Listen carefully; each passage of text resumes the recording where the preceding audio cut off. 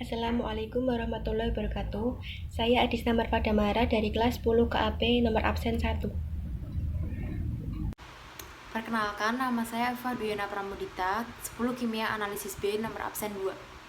Perkenalkan, nama saya Ahmad Naufal Izzuddin dari kelas X KAP absen 3. Assalamualaikum warahmatullahi wabarakatuh. Kali ini saya akan membahas tentang salah satu metode kimia analisis, yaitu spektrofotometri UV vis. Yang pertama adalah pengertian spektrofotometri. Spektrofotometri adalah salah satu metode pengukuran kuantitatif dalam kimia analisis terhadap sifat refleksi atau transmisi cahaya suatu materi sebagai fungsi dari panjang gelombang. Selanjutnya adalah spektrofotometer. Spektrofotometer adalah alat yang digunakan untuk mengukur energi secara relatif jika energi tersebut ditransmisikan, direfleksikan, atau diemisikan sebagai fungsi dari panjang gelombang. Jadi, spektrofotometri itu adalah metodenya, sedangkan spektrofotometer adalah instrumen atau alatnya. Spektrofotometri UV vis adalah gabungan antara spektrofotometri UV dan visible, yaitu alat untuk mengukur serapan cahaya di daerah ultraviolet dan sinar tampak atau visible oleh suatu senyawa. Fungsinya yaitu untuk menentukan kandungan zat organik atau anorganik dalam larutan.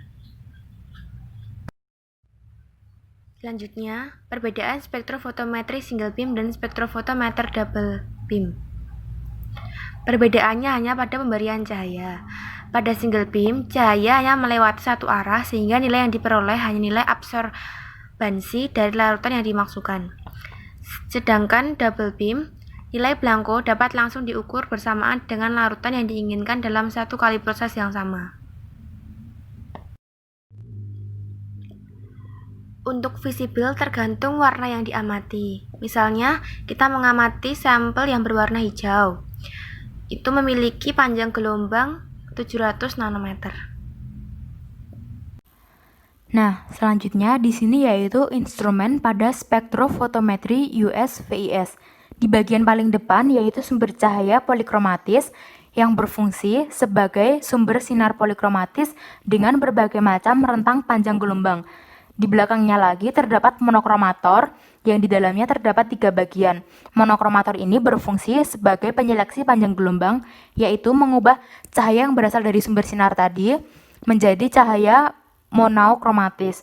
Selanjutnya di belakangnya lagi terdapat sel sampel. Sel sampel ini berfungsi sebagai tempat meletakkan sampel menggunakan kuvet sebagai tempat sampel. Nah, selanjutnya di bagian belakangnya terdapat detektor. Detektor ini menangkap cahaya yang diteruskan dari sampel dan mengubah menjadi arus listrik. Selanjutnya di bagian paling belakang ini yaitu readout, suatu sistem baca yang menangkap besarnya isyarat listrik yang berasal dari detektor. Selanjutnya yaitu cara kerja spektrofotometer. Cara kerjanya yaitu dari sinar dari sumber radiasi diteruskan menuju monokromator. Dari sini diteruskan ke sini. Nah, selanjutnya cahaya dari monokromator diarahkan terpisah melalui sampel dengan sebuah cermin berotasi. Detektor menerima cahaya dari sampel secara bergantian secara berulang-ulang.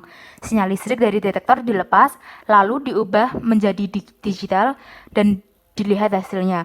Selanjutnya, perhitungan dilakukan dengan komputer yang sudah terprogram.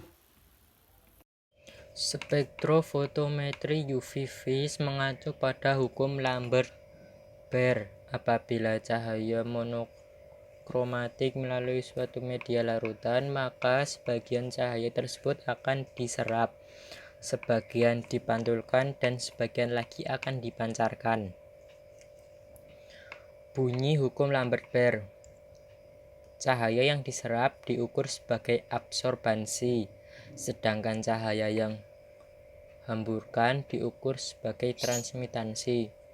Dinyatakan dengan hukum Lambert-Beer berbunyi jumlah radiasi cahaya tampak ultraviolet, inframerah, dan sebagainya yang diserap atau ditransmisikan oleh suatu larutan merupakan suatu fungsi eksponen dari konsentrasi zat dan tebal larutan.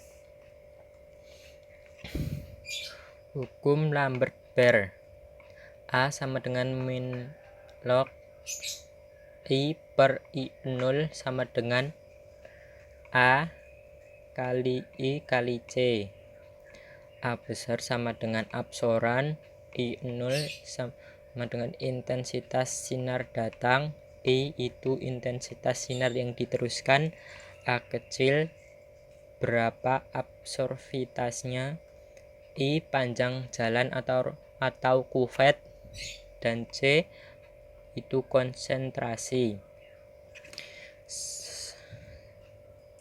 Sekian presentasi dari kelompok 1.